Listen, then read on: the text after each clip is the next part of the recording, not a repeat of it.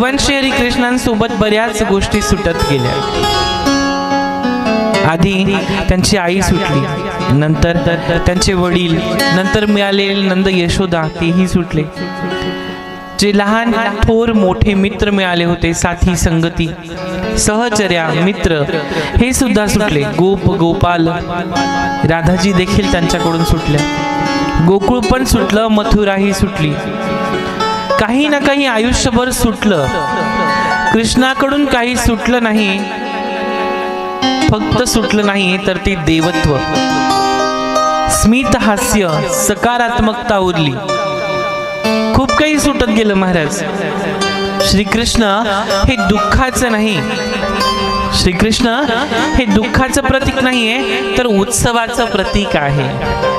श्रीकृष्ण केवळ सर्वस्व ध्यानाचं प्रतीक आहे। श्रीकृष्ण एक मंद हास्याचं प्रतीक आहे। सर्वस्व गमावल्यानंतरही माणूस आनंदी कसा राहू शकतो, हे श्रीकृष्ण भगवंतापेक्षा चांगलं कुणीही जाणू शकत नाही।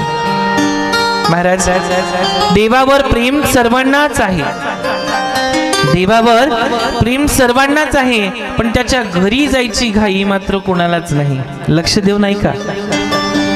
देवावर कृष्णावर प्रेम सर्वांनाच आहे, पण त्याच्या घरी जायची घाई मात्र कुणालाच नाही।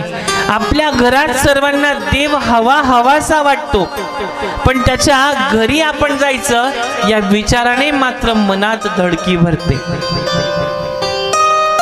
देव आपल्या घरी आला म्हणजे सण आणि उत्सव आणि आनंद। आपण त्याच्या घरी गेलो म्हणजे दुःख शोक। देव आपल्या घरी यावा म्हणून आटापिटा, आणि आपण त्याच्या घरी जाऊ नये म्हणून सुद्धा आटापिटा। देव घरून येणे म्हणजे जन्म, देवा घरून येणे म्हणजे जन्म, आणि देवा घरी जाणे म्हणजे मृत्यू। दोन्ही पण अटळ सत्य आहे, पण यामधली जी गंमत आहे याला आयुष्य म्हटलं गेलंय।